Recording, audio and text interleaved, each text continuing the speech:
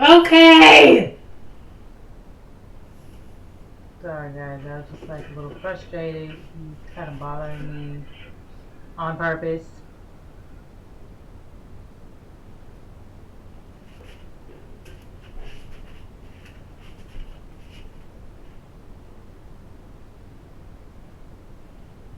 So this is basically just how I'm going to do my measurement.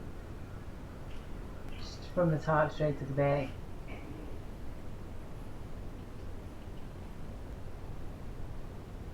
I did do the sides.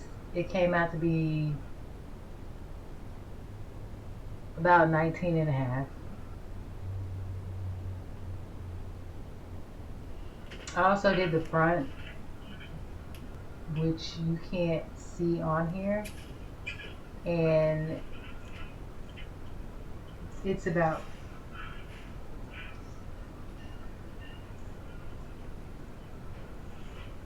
16.